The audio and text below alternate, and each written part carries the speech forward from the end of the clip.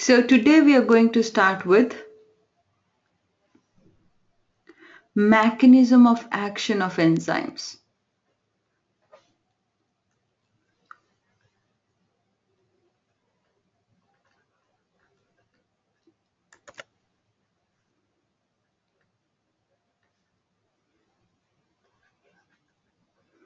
Mechanism of action of enzymes. We did that enzymes, they increase the speed of reaction. But how they increase the speed of reaction, that is what we have to do. We'll be doing it in the form of a graph.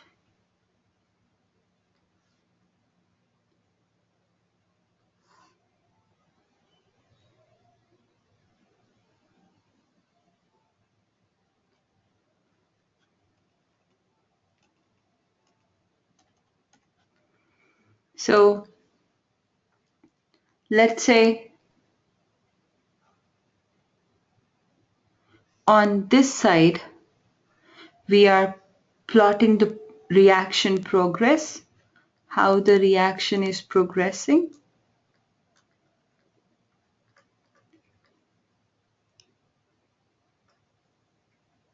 And on this side, we'll plot the energy or free energy. Now let's say this is the energy of reactants or the substrate, reactant or substrate.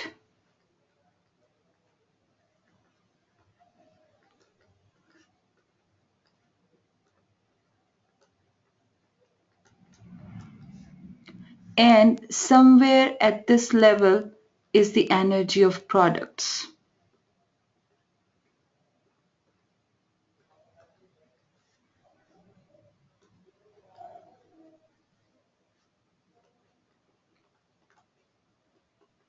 Now, whenever the product has got lower energy, the reactant has got higher energy.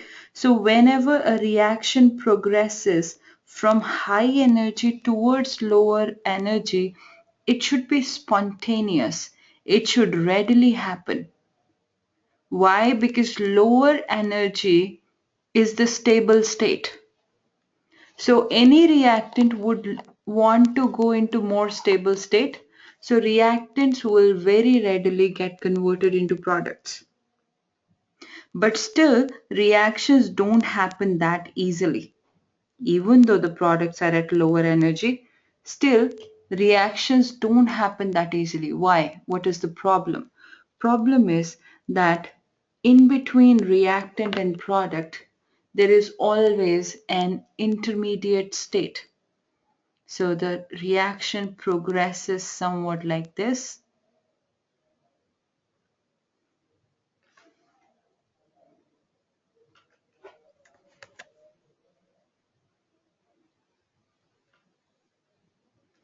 Somewhat like this.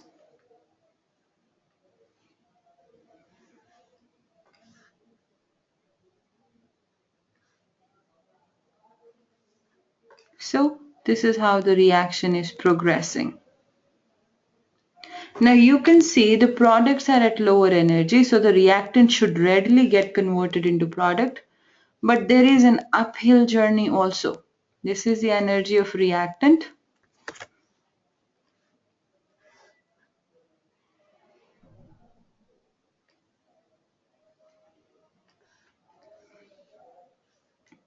So reactant first has to go little higher in energy. So to go uphill and to cross this hurdle is the problem. That is why reactants are not readily getting converted into product. They need some help. So this state is called the I'm going to delete this mechanism of action topic so that I have more space for writing.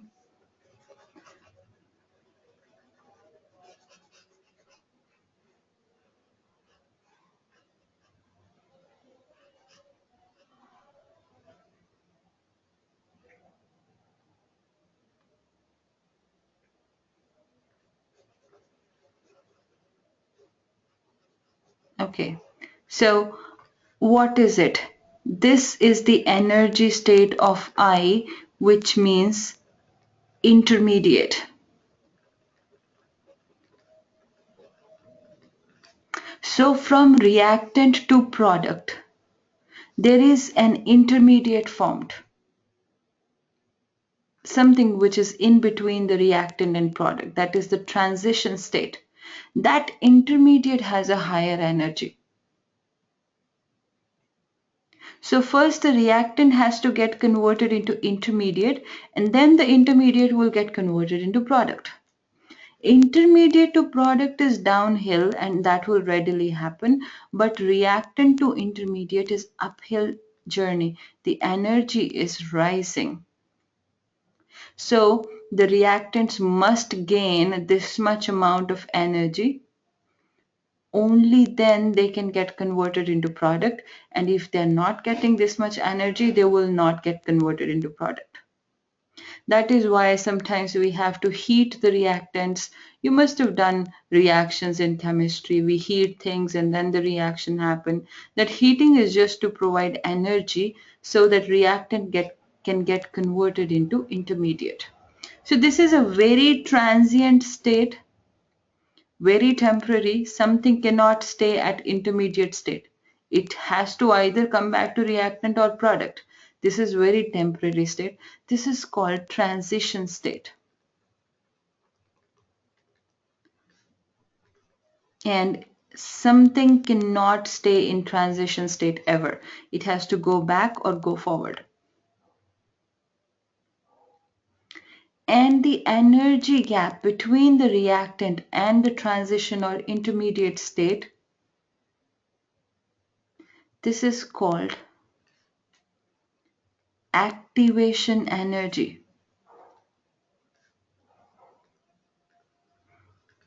The name itself makes it clear the amount of energy required to activate the reactant so that it can get converted into product.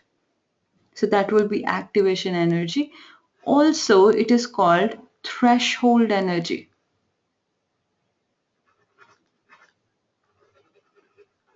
That means minimum amount of energy required by reactant to get converted into product. You know, threshold is the minimum requirement. Or activation energy. They ask you what is activation energy?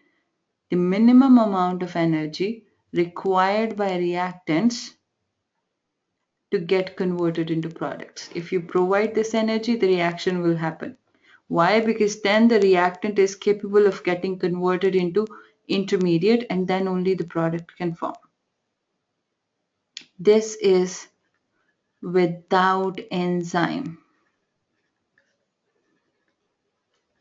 Where enzyme is helping, we'll draw the same reaction in red when it happens in presence of enzyme.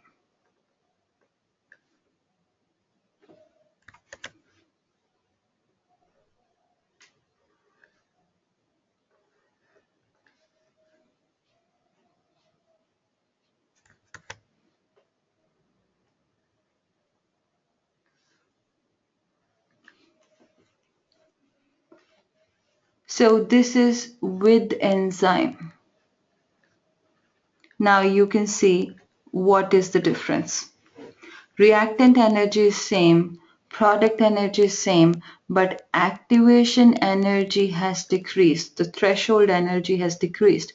Now this reactant requires very little energy to get activated. And very little energy will help it get converted into the product effectively. So now more number of reactants more likely will obtain this energy because the energy requirement is very less. Almost all the reactant molecules will be able to cross this hurdle and become product. And when you get more number of products per minute, that is when we say that the reaction has speeded up. The speed of reaction has increased. So this is how enzymes are increasing the speed of reaction. Enzymes lower activation energy. So what is mechanism of action of enzyme? Enzymes lower activation energy or threshold energy.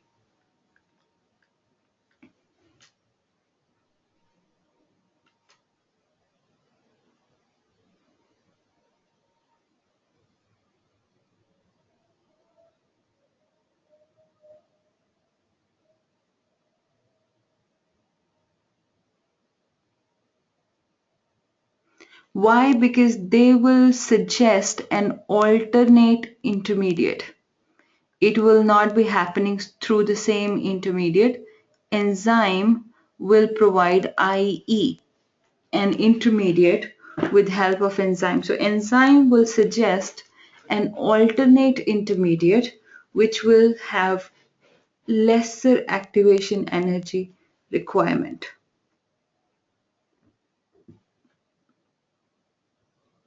Is that clear?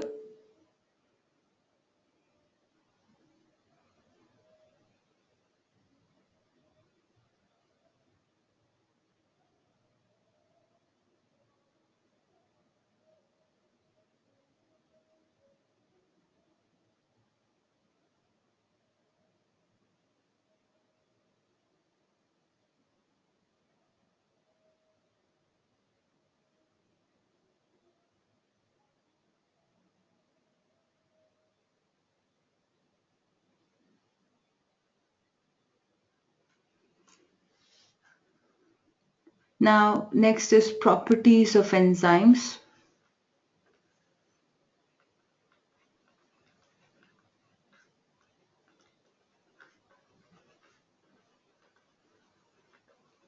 Remember, enzymes are specific.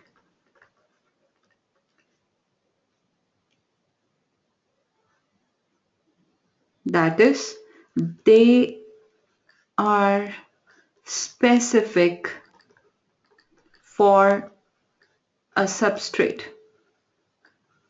One enzyme which is doing conversion of its substrate will never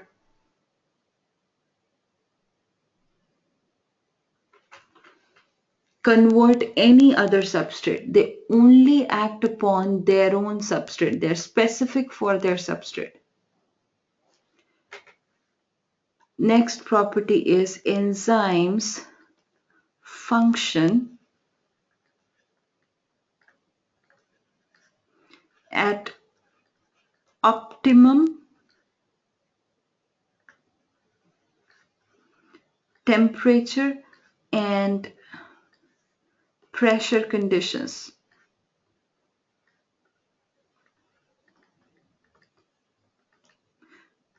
Sorry, not pressure, pH conditions.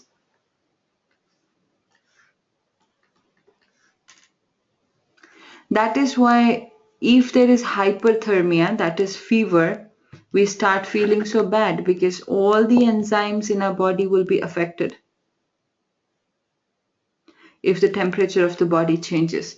Similarly, if there is hypothermia, temperature is falling, even that is not good. Why? Because enzymes require the optimum temperature for their function.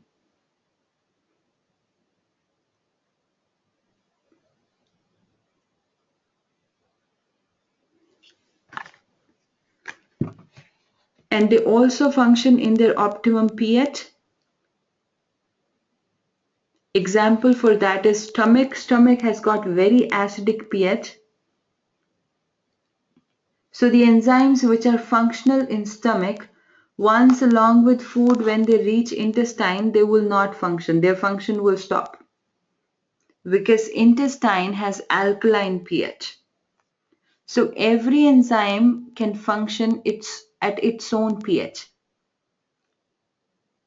If pH is not optimum for its functioning, enzyme function will be affected.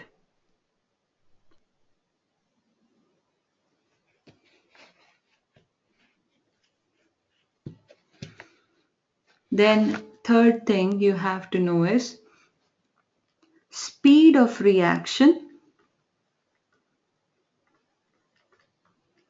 depends upon concentration of substrate and enzyme.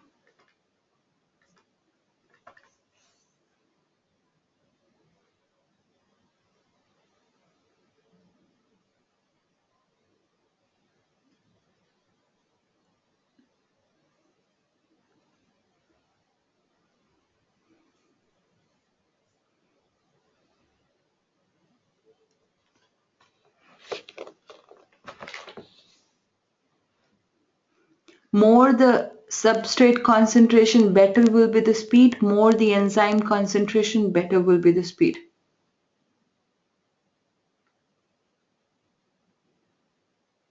Then there are few definitions. For example, Vmax.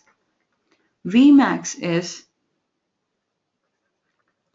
maximum velocity at which a reaction can ever go.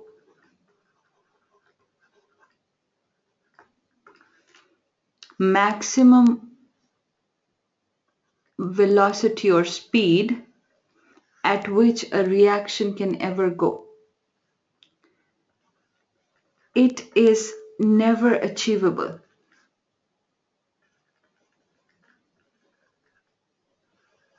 It is never achieved. Why? Because this is a theoretical value. We calculate the maximum speed possible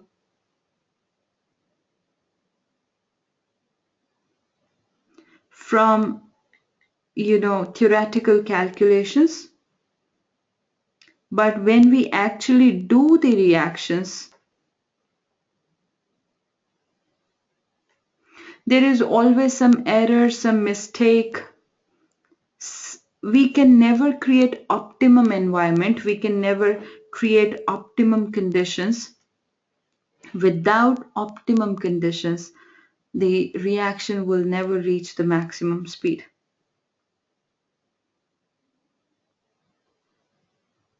So from our calculation, we can tell that this should be the maximum speed, but that maximum speed is never reached.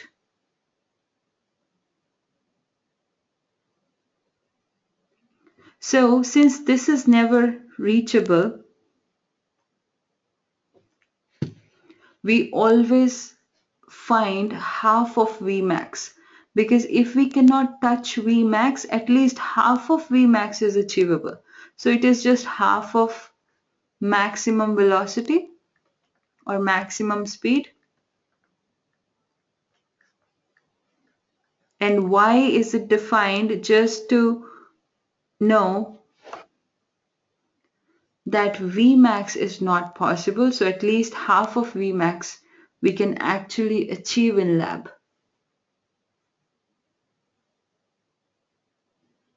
Then there is something called Km.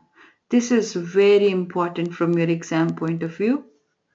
What is Km? They ask a lot on this. Km is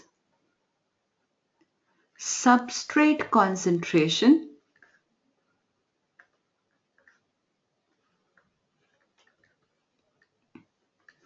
at which speed of reaction reaches half of Vmax.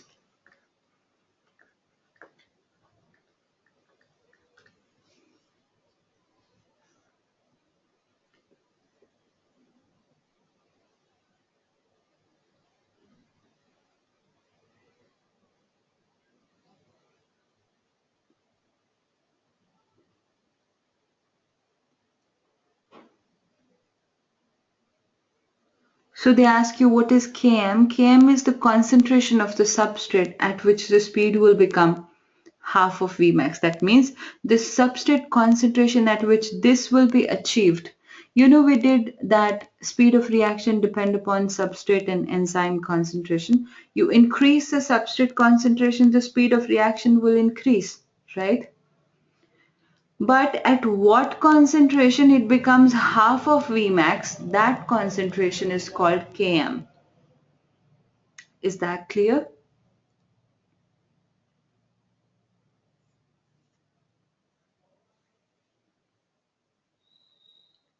Okay. And then based upon these values, there is an equation called Michaelis-Menten equation.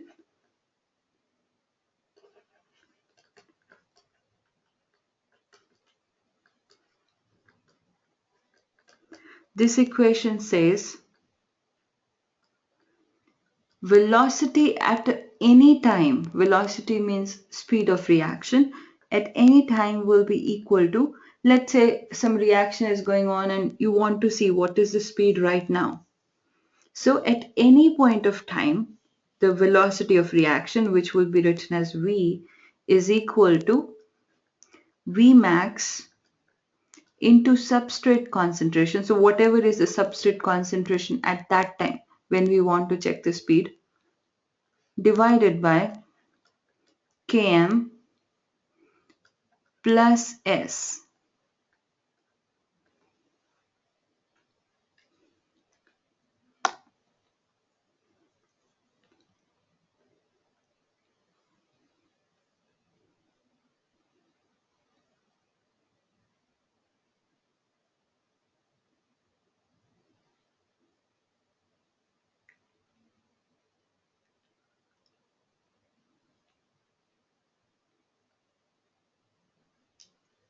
So this expression you have to know, velocity at any time is maximum velocity into substrate concentration divided by Km plus S.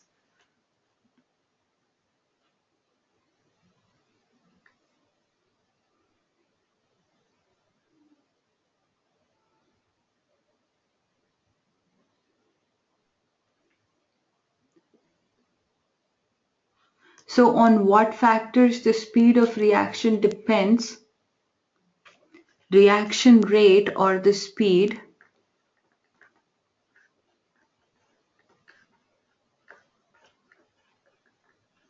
depends upon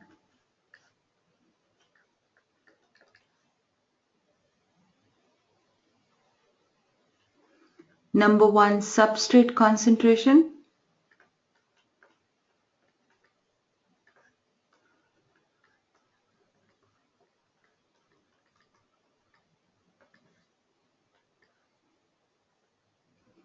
temperature,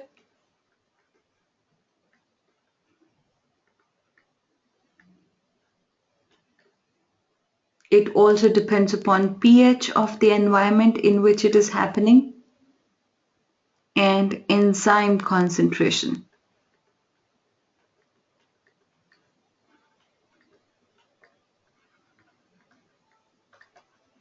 So if they ask you on which of these factors the concentration, the speed of reaction will depend, or if they say on which of these factors the speed of reaction or the rate of reaction will not depend, you must keep these points in mind.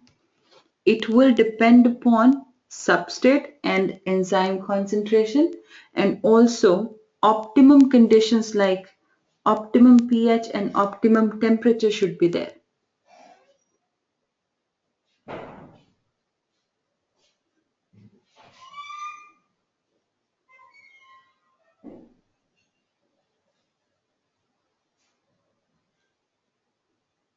Is that clear?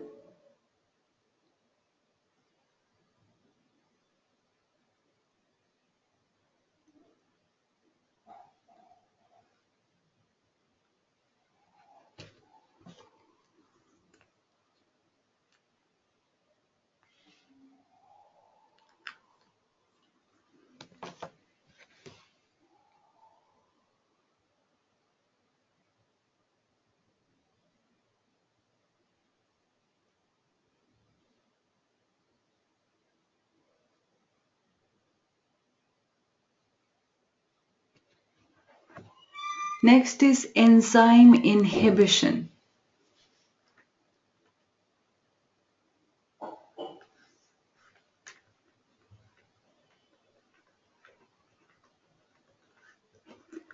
Now, if we want to control the speed of a reaction, we will have to use enzyme inhibitors.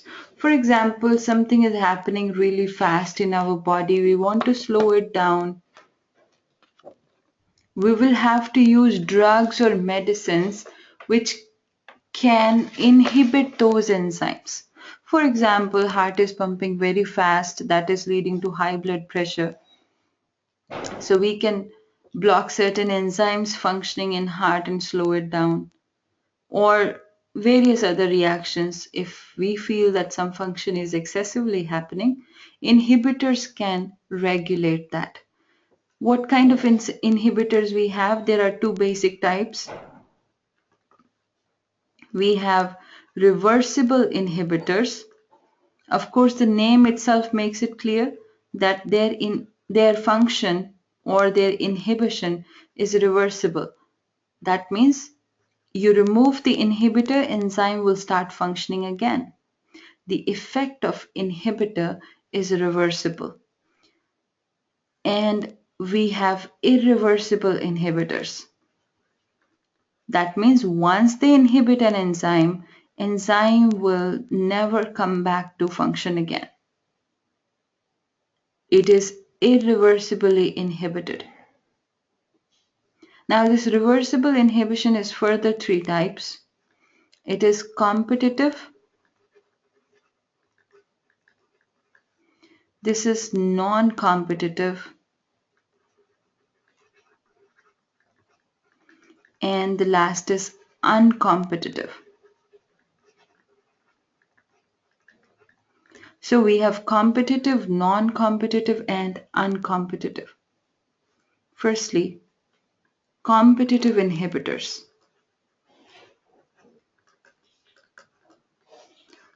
What do we mean by competitive inhibitors?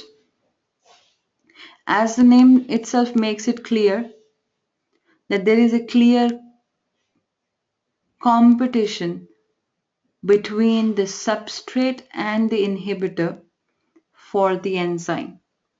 Let's say this is enzyme.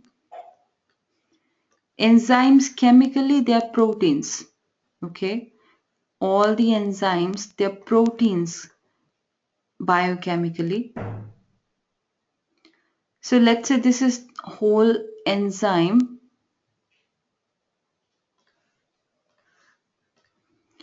and this is the active site. This is the active site. What is active site? That area of enzyme where the substrate will actually bind. So let's say this is the substrate.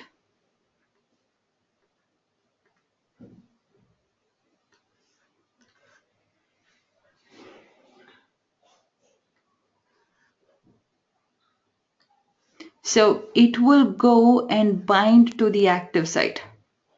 And they must have complementary structure.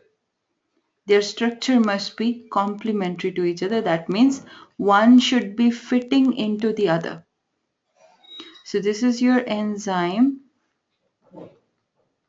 This is substrate, which binds to the enzyme at its active site, and then it will get converted into some products. And remember, the shape of the substrate binding area should be complementary to the active site of the enzyme. It is called lock and key hypothesis. Just like the key of a lock that is having complementary design to the lock, so only that key will fit in there and unlock the lock. Same thing, only one particular substrate will be able to fit in here and get converted into products. That is what we were saying, that enzymes are specific in their function. Anyhow, we want to inhibit this reaction, so we use an inhibitor.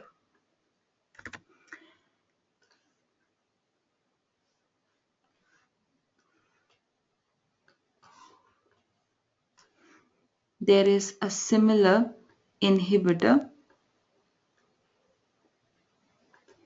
This is an inhibitor. Now, this inhibitor also is by default complementary to the active site of this enzyme. It can also go bind there. But remember that this inhibitor, it will go bind to the active site, but it will not do any reaction. It will not get converted into any product. It just has affinity for the active site. It just have attraction towards the active site. That is why it comes in bind. But it will not get converted into any product. It will just bind there. So it will block the active site. That is what is called inhibition. Inhibitor has got structure complementary to the enzyme. So when you provide inhibitor, inhibitor also start binding to the enzyme, but then the inhibitor will block the enzyme. Why is it called competitive? Because there is one active site. Substrate also wants to bind to it. Inhibitor also wants to bind to it. There is a competition between substrate and inhibitor. Competition between substrate and inhibitor to bind to active site.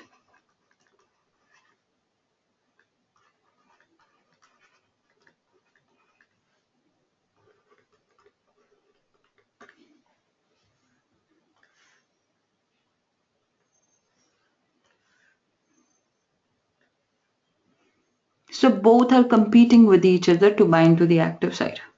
That is why it is called competitive.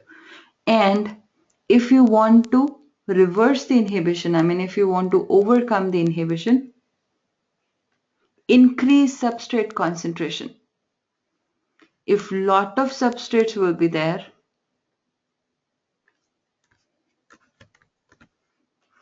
there are so many substrates around. Of course, substrates will win the competition.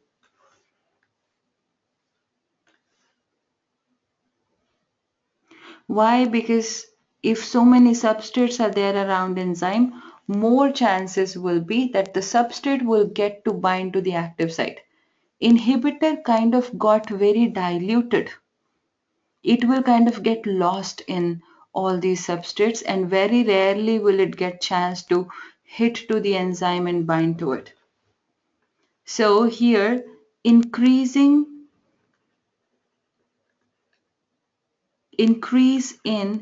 substrate concentration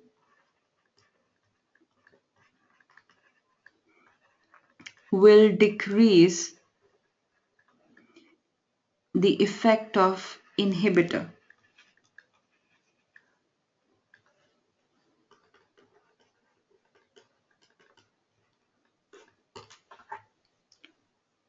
So we can overcome the inhibition by providing lot of substrate.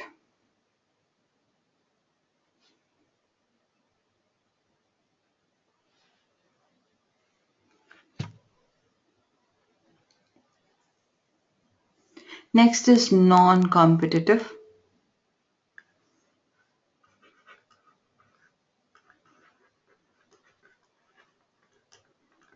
Non-competitive, as the name itself says, there is no competition. So like we did before, there is enzyme. Enzyme has got active site.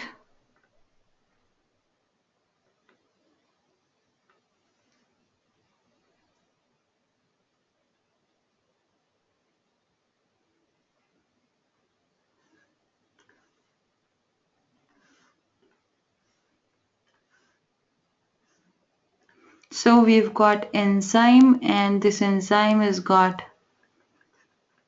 active site.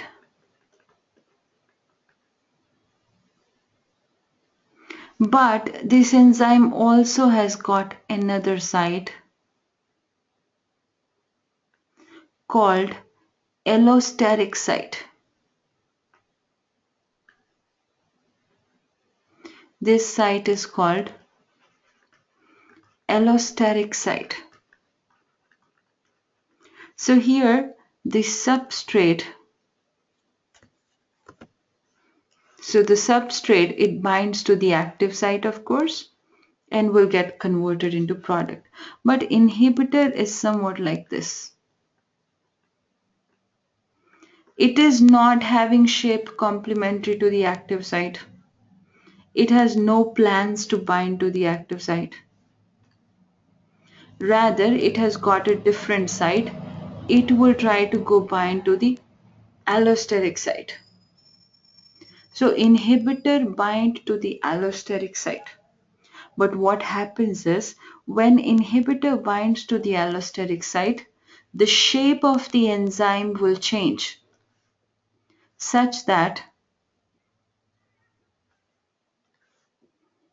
let's say, the active site becomes squarish.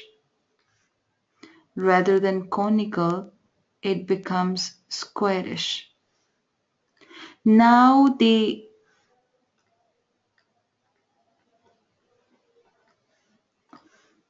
substrate is no more complementary to the active site. It will not be able to bind there. So here what inhibitor is doing, inhibitor binds to allosteric site,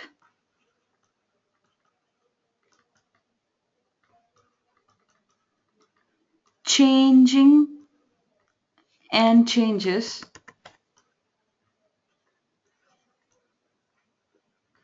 the shape of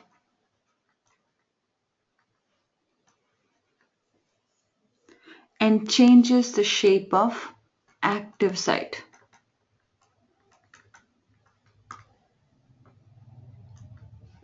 It binds to the allosteric site and changes the active site.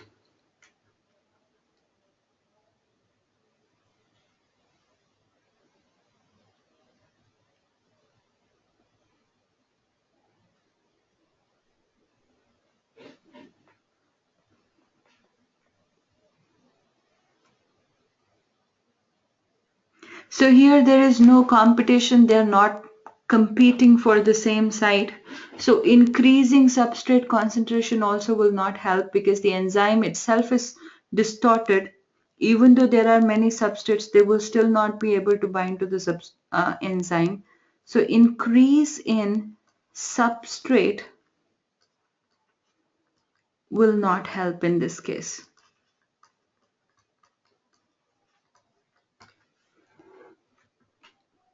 Increase in substrate concentration will not help.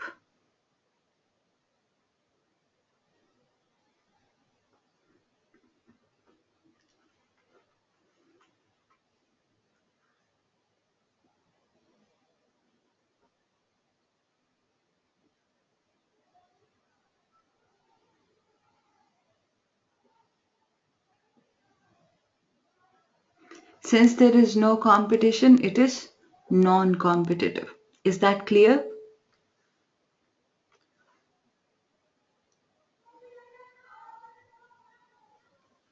Then we have uncompetitive. Here remember, inhibitor binds to enzyme substrate complex. Inhibitor binds to enzyme substrate complex.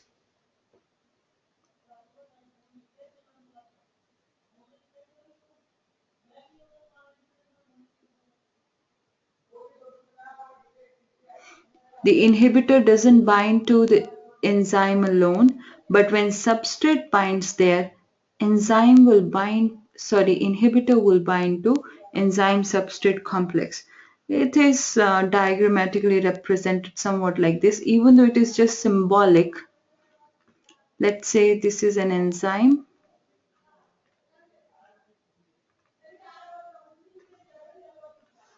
This is an enzyme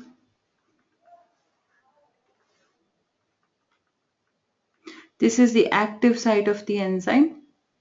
So the substrate comes and binds here in the active site. This is your substrate. So the inhibitor will come and bind to the enzyme substrate complex. Inhibitor, let's say this is the inhibitor. It will come and bind to the enzyme substrate complex. So substrate is kind of stuck inside the enzyme. After binding to the active site, it should get converted into product, but it is blocked by inhibitor. But this is just a symbolic representation. You have to know that inhibitor binds to the enzyme substrate complex, and of course the substrate will not get converted into products then. Enzyme and substrate both will be stuck and blocked in that position.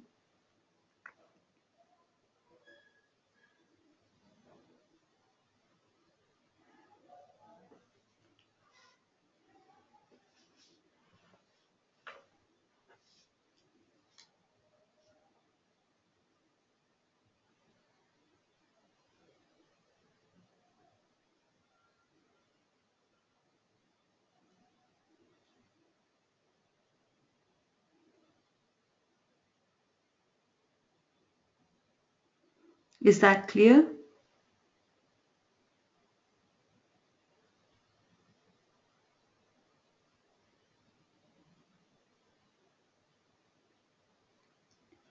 Then we have to study irreversible inhibitor.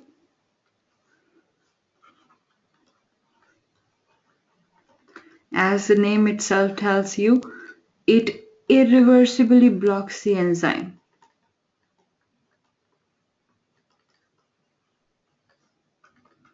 It irreversibly inhibits the enzyme. Why that happens? Inhibitor reacts with enzyme.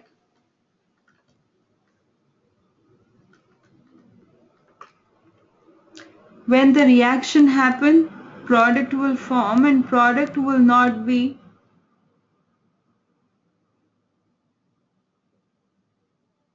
enzyme anymore. For example, I always give this example. Hydrogen, when it reacts with oxygen, it results in water. Now, water is a third thing. It is not hydrogen anymore. It is not oxygen anymore.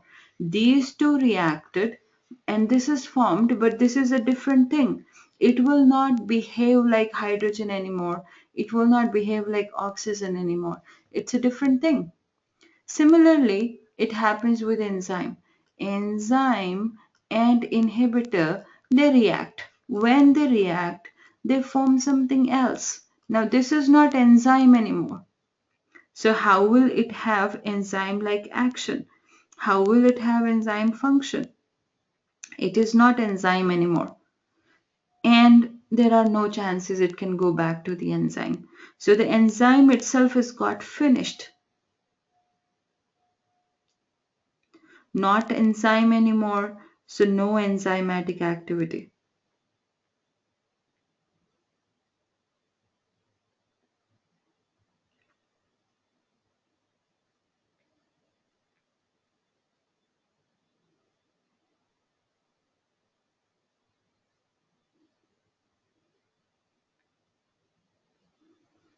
That is how irreversible inhibition happens.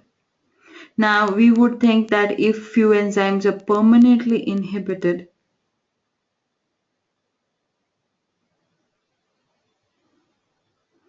then their action will never come back to normal. Then how will somebody reach normal state again? What happens is this enzyme will never come back to normal, but that doesn't mean that body will never function in a normal way. What happens is, the older cells, they keep dying and newer cells, they keep coming every now and then. So all the older cells in which the enzymes are irreversibly inhibited, in just few days those cells will just die.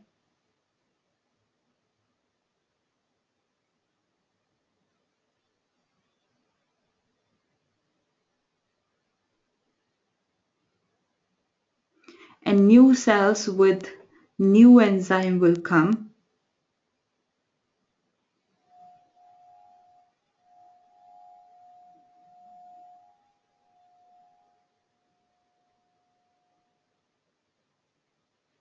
So those new enzyme will be functioning in a normal way again. So it's not that if irreversible inhibition happen, the functions will be permanently stopped. Even though that enzyme will never function again, but body keep producing new enzymes and the older ones, they will keep breaking down.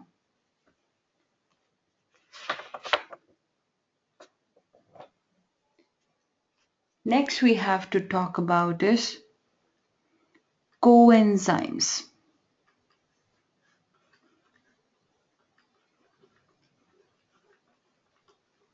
Coenzymes are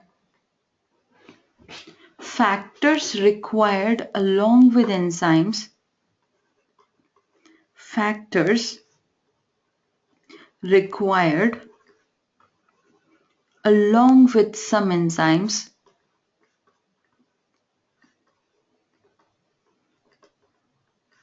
for their normal function.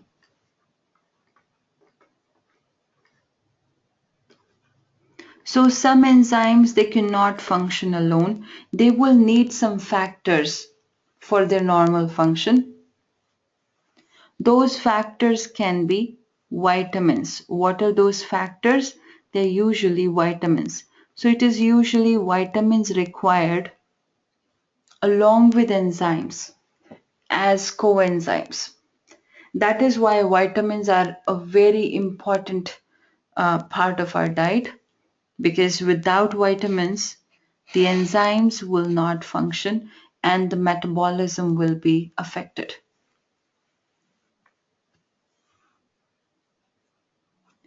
These vitamins are divided into two. We have water soluble, two types, water soluble and fat soluble. Water soluble ones are vitamin B and vitamin C,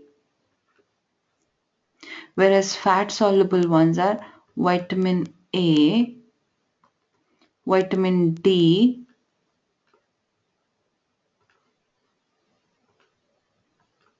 vitamin E, and vitamin K. So A, D, E, K, they are fat soluble, whereas B and C, they are water soluble. Firstly, let's talk about the water soluble ones.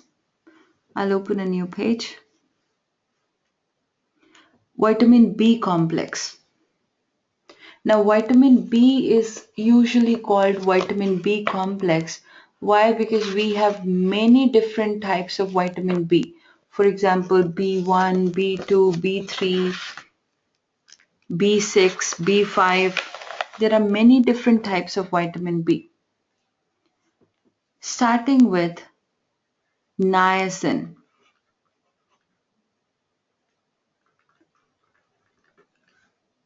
It is called vitamin B3. You need not know the number, which is B3, which is B6, which is B1, which is B2. You need not know the number. Just know the name and the function. Niacin, it is converted into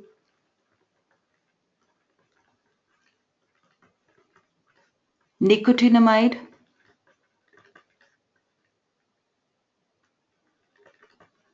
and that will be converted into NADH, NADP,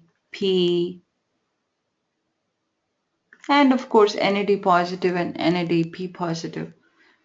So all these NAD, NADP, they are which have got this N, they are derived from niacin. Now we have just completed biochem. You know, these NAD, this is produced in so many reactions and it is also used in so many reactions. At one place in glycolysis, in link reaction, at three places in Krebs cycle. So this is coenzyme to many, many enzymes. All the enzymes in which reaction this NAD, NADP, these kind of things are used or produced, they're all niacin dependent reactions. They will need niacin as coenzyme. So it is very important vitamin. Deficiency of this vitamin, deficiency leads to 3Ds. The 3Ds stand for deficiency is called pellagra. Firstly, you must know the name. What is the deficiency disease called? It is called pellagra. And pellagra has got 3Ds. What those 3Ds stand for? First is diarrhea, so person will suffer from diarrhea. Dermatitis, there will be inflammation of the skin, the dermis.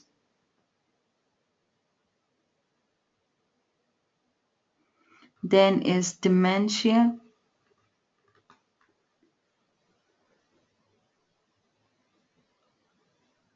If left untreated, a fourth D will be added.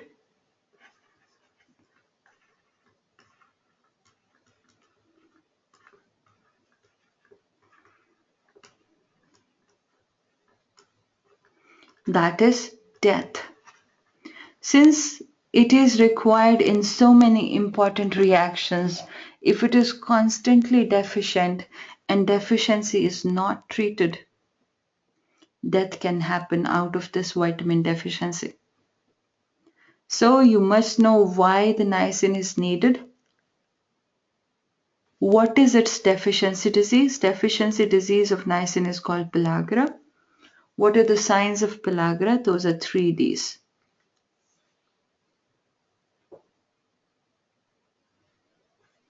The next is riboflavin.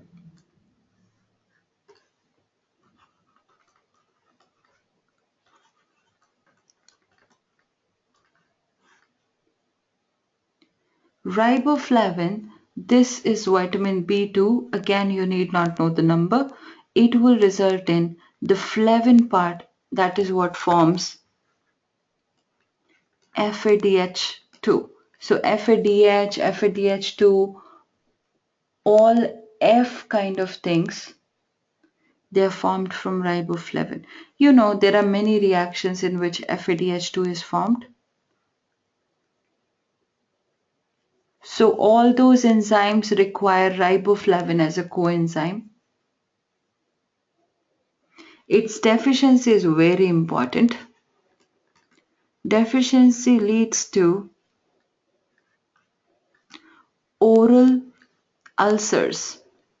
Even though there are oral and genital ulcers, ulcers can be there in genital areas. There can be skin problems also, but being dentists, we must be more careful about oral ulcers. And you must have observed that when patient comes up with oral ulcers and there is no underlying disease or something, then we put the person on vitamins, especially B complex. We provide them vitamins. We tell them to take these supplements. So they ask you deficiency of which of these vitamins can lead to oral ulceration. That is riboflavin. The next is thiamine.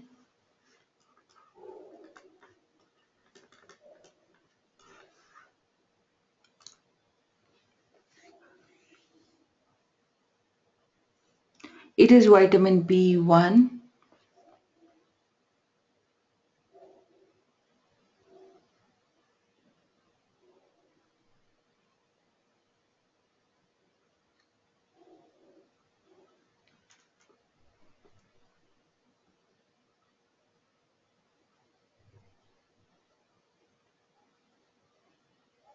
thiamine is richly present in most foods, so its deficiency usually never happen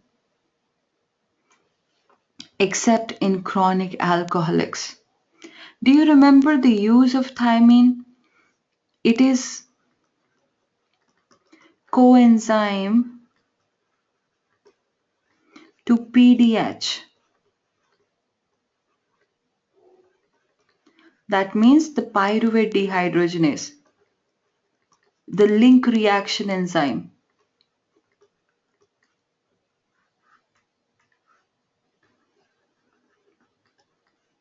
Pyruvate dehydrogenase. Remember we did it requires 5 coenzymes, and to remember their names I told you in mnemonic: tender loving care for Nancy, tender loving care for Nancy. So this T standard for thiamine. So one of the 5 coenzymes for pyruvate dehydrogenase is thiamine. And this was the enzyme which converts pyruvate from glycolysis to acetyl-CoA. You can go back to your notes and see if you have forgotten. And this acetyl-CoA further go into Krebs cycle, or it can go to fatty acid synthesis, whatever. So pyruvate to acetyl-CoA, which we called link reaction, this is enzyme for that, and that enzyme needs thiamine as a coenzyme. So this is such a vital step. After glycolysis, pyruvate is formed, which converts it into acetyl-CoA. Now this acetyl-CoA goes into various directions, Krebs cycle or lipogenesis. If this coenzyme will not be there, the enzyme will not function. So thiamine deficiency, as I told you, it normally doesn't happen, but thiamine deficiency occur in chronic alcoholics as alcohol interfere with thiamine absorption.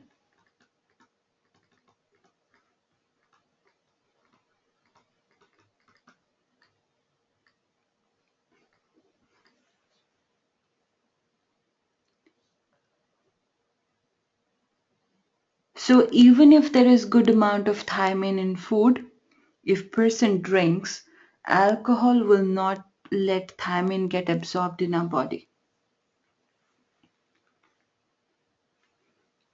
Especially those people who have habit of drinking along with meal. When they drink along with food, in some cultures, in some countries, they take wine along with food.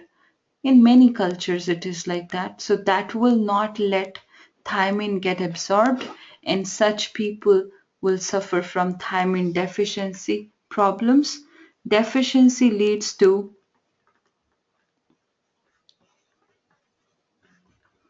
beriberi. Again, very important exam question.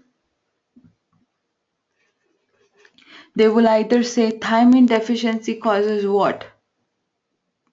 Or they will say beriberi is caused by which of these? So you must know beriberi is caused by thiamine deficiency. Early stage, that is called dry beriberi. Late stage, or the more severe stage, that is called wet beriberi. Why it is called wet beriberi? In dry beriberi, there is peripheral neuropathy. Nerves are getting damaged. In wet beriberi, heart is affected.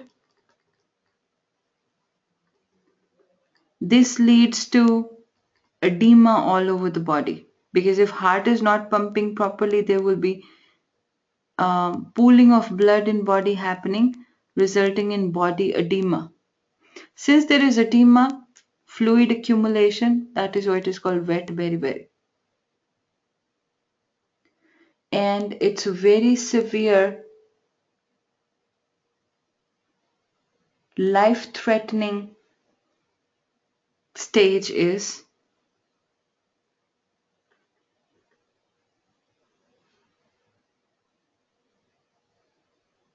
since it is causing neuropathy, the nervous system damage.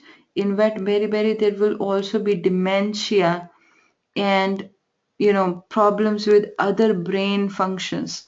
I mean, ataxia, person will not be able to maintain balance, mental state is disturbed. These kind of things also come up. And then terminal stage, that is called Wernicke-Korsakoff syndrome.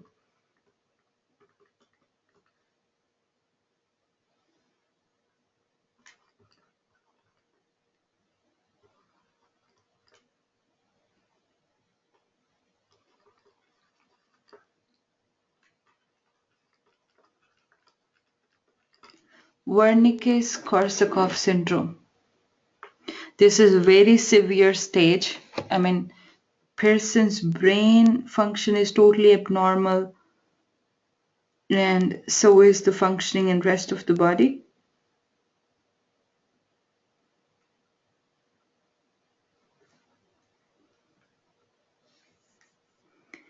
And if the thiamine is not replenished, if it is not provided, it will prove to be fatal.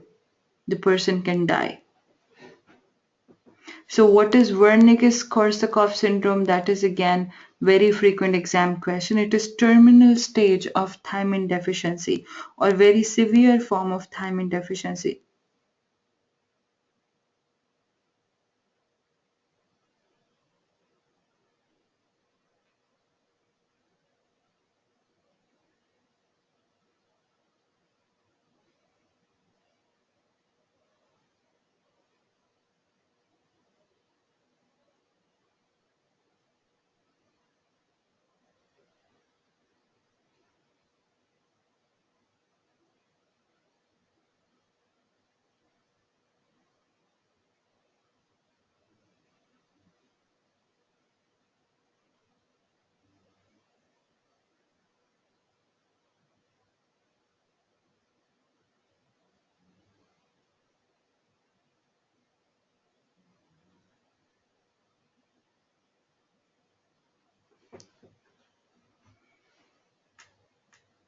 The next is pyridoxine.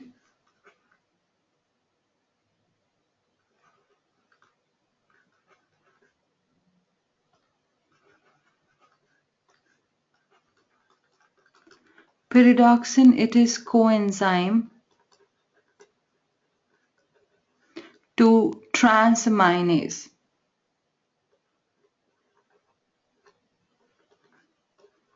Remember transaminase enzyme for transamination reactions?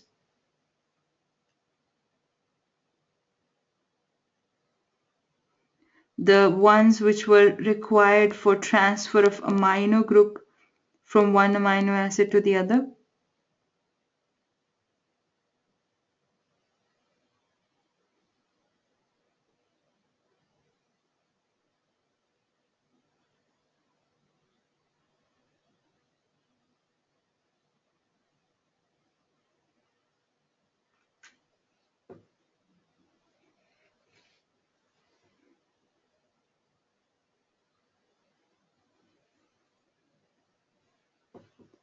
So I don't know why this is their favorite question, but this question is almost always there in every exam. What is the function of pyridoxine? It is also called pyridoxal phosphate. Pyridoxine or pyridoxal phosphate, that is same thing. And remember that it is a coenzyme to transaminase. It is helping in transamination reactions.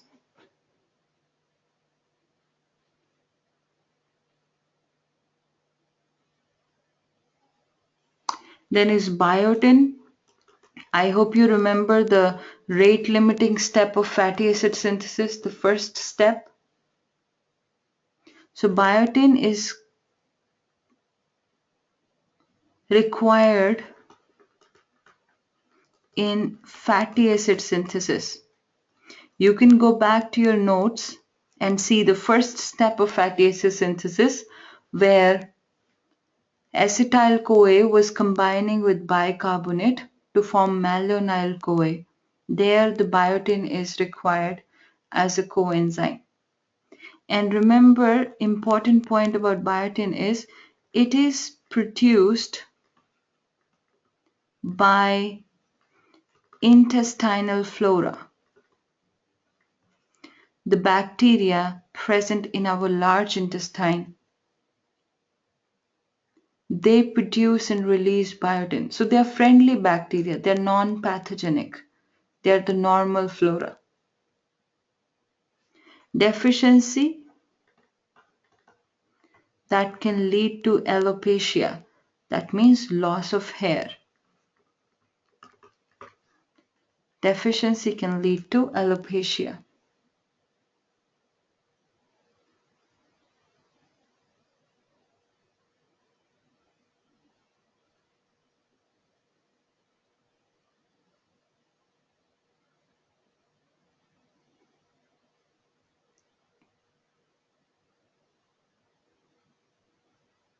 Then is folic acid.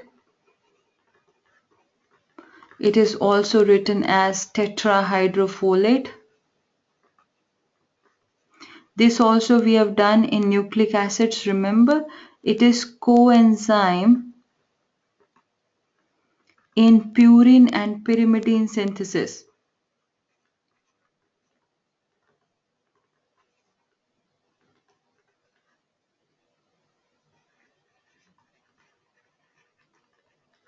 It is coenzyme in purine and pyrimidine synthesis. Deficiency of folic acid during pregnancy can lead to neural tube defects in baby.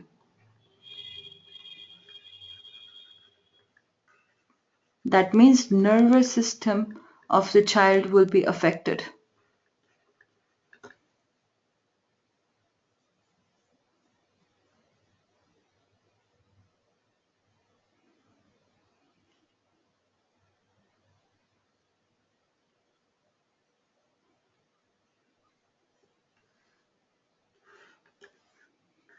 Then is vitamin B12.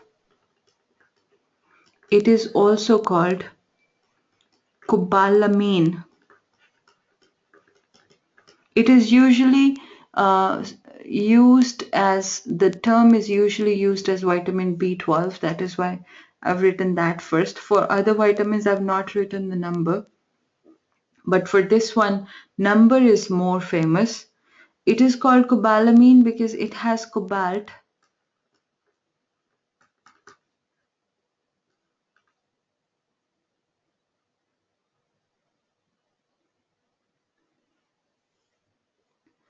It requires intrinsic factor. We'll do the details in gastrointestinal system, but for now remember it requires intrinsic factor for its absorption in GIT. And this intrinsic factor, it is produced by stomach.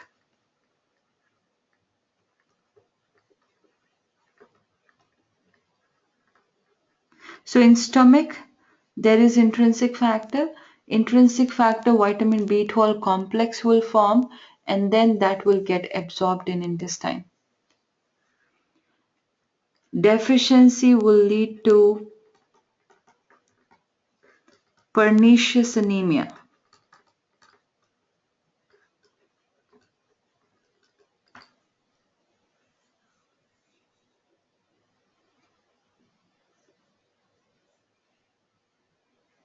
So this you have to know that it results in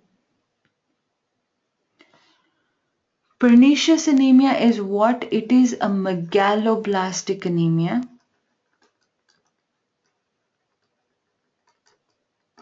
So what is megaloblastic anemia? The RBCs look bigger, mega.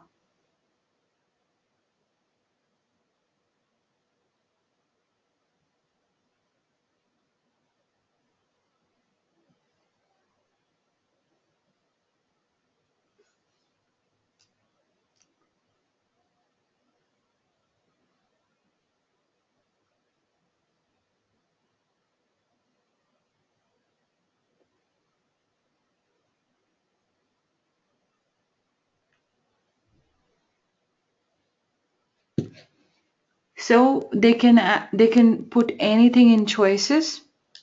Deficiency of vitamin B12 that leads to megaloblastic anemia. And if it is specifically due to intrinsic factor deficiency, then it is called pernicious anemia. Why? Because if intrinsic factor is not there, vitamin B12 will not be absorbed.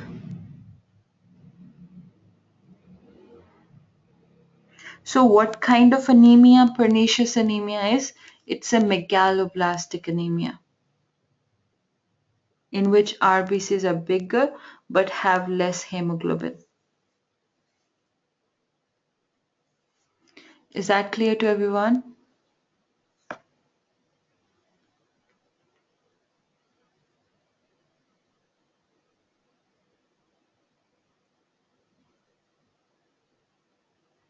So we stop here for now. We'll do vitamin C and the fat soluble vitamins next class.